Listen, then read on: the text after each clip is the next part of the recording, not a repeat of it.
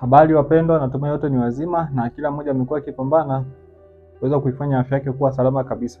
Ikiwa ni mwendelezo wa swali la 6 au video ya 6, ikiwa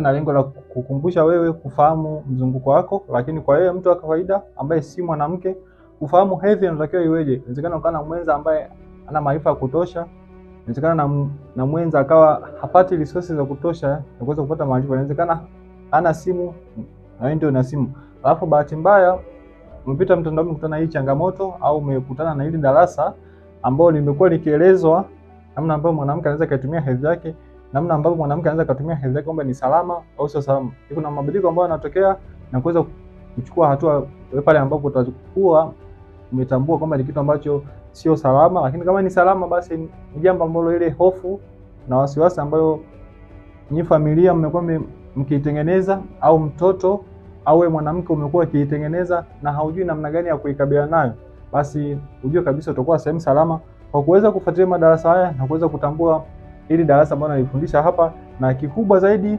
ni kila point ambayo tutaeleza hapa itakuwa na darasa lake zaidi. Hapa nitaeleza kifupi, lakini ninachotaka ujue ni kwamba hedhi kwa mwanamke unachukua siku ngapi, ili ujue utakapozidisha au utakapopungua zaidi ujue ni ya kawaida au sio ya kawaida.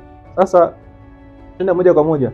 Hedhi kwa kawaida huwa anachukua siku 3 mpaka siku 5, lakini wengine wanasema mpaka siku 7, ambazo hizi ni siku 2 za mwishoni ni mwanamke anaenda kusafisha mji wake wa mimba na uke au shingo ya kizazi. Kwa hiyo kuna maji ambayo yanatoka ni ya kawaida kabisa, ambayo sio hedhi ya moja kwa moja.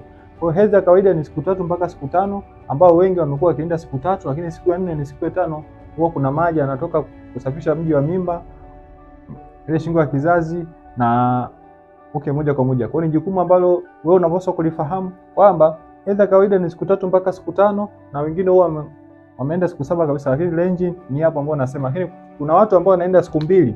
Yaani maana yake yeye akianza hedhi leo, yaani leo ameanza hedhi, kesho anaingia ya 2 na ya 3 imekuwa ni kutoka tu maji ambayo anasafisha uke wake, na kwa miongoni mwa mwanamke ambaye atakuwa amewahi mapema zaidi kutoka hedhi.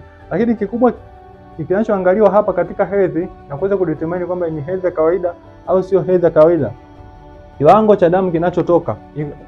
Kuna watu baada ya kuingia hedhi huwa anakaa muda mfupi zaidi, wale wenye mizunguko ya siku 21 au mizunguko ya siku 22, 24 na 25. Lakini kuna wale ambao wanasababishwa na mabadiliko ya homoni, au kuna wale ambao wanaingia katika siku za hatari. Miongoni mwa dalili ambazo utaziona ni kuona damu mapema zaidi. Kwa anaanza kuvurugika kwamba hii ni hedhi ya kawaida, yaani hedhi nimeingia hedhi, au mabadiliko ambayo yanaonyesha kwamba mimi nitakuwa katika siku za hatari. Kwa hiyo mwanamke anapoona hedhi au kiwango cha damu ambacho ni kingi kidogo, ambacho kikawaida inatakiwa iwe mililita 30 mpaka 80.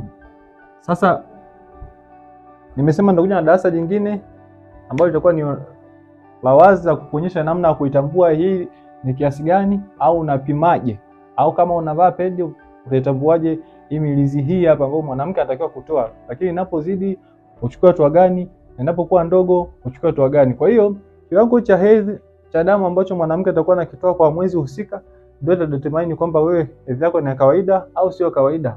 Lakini jambo la pili, maumivu yasiyo kawaida. Hii ni kitu ambacho lazima ukizingatie sana. Kuna wanawake wengi wamekuwa wakipitia maumivu makali sana na kutafuta njia mbadala au njia nyingine za kuweza kudhibiti ile maumivu. Sasa leo hatutakuja na darasa kuhusiana na maumivu, ila unachopaswa kufahamu ni hedhi uchukua siku ngapi na mabadiliko yake yanakuaje. Utakapokuwa na maumivu makali sana mwana daktari, lakini kama utakuwa na maumivu ya kawaida ambayo hayawezi kuathiri kitu chochote, basi hiyo ni hedhi ni salama na itakuwa katika range ambayo ni ya kawaida kabisa. Lakini hali mpya isiyo ya kawaida ni hali gani hiyo? Inawezekana unaingia katika hedhi lakini unashindwa kufanya vitu kutokana na msongo wa mawazo ambao unao, au kuna vitu vinajitokeza ambavyo hauvielewi kabisa, au hii hedhi inapitiliza mpaka siku, yaani badala ya siku 7 inaenda mpaka siku 10.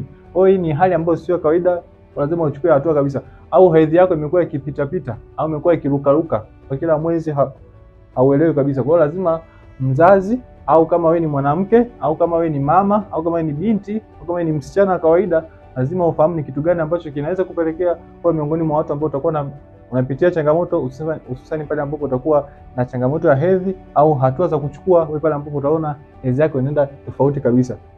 Hili ni darasa kuhusiana na hedhi, ikiwa ni zawadi kwenu kwa wapenzi wafuatiliaji mtandao wangu wa kijamii ambao nimetoa darasa la video 100, ikiwa hii ni darasa la 6. Endelea kusubscribe, kushare na kulike ili wengine waweze kupata maarifa mengi zaidi, lakini wewe pia kuonyesha ungwana kwa madarasa ambayo yanatolewa hapa, ikiwa ni sisi video 100 yanaweza kuelezwa kwa kina zaidi na kujibu maswali yote ambayo jamii au mama au binti amekuwa akipitia lakini anakosa majibu, au pale ambapo anatamani kupata msaada amekuwa akienda kliniki ya madaktari bingwa magonjwa ya kina mama au magonjwa yanayohusiana na uzazi, uweze kupata msaada zaidi ambao utaingia gharama nyingi ambazo mwisho wa siku utakuwa na afya, lakini ni jambo ambalo tunatakiwa ueleze mapema zaidi na kujenga afya yako kuwa katika msingi imara zaidi. Asanteni na mpaka wakati mwingine.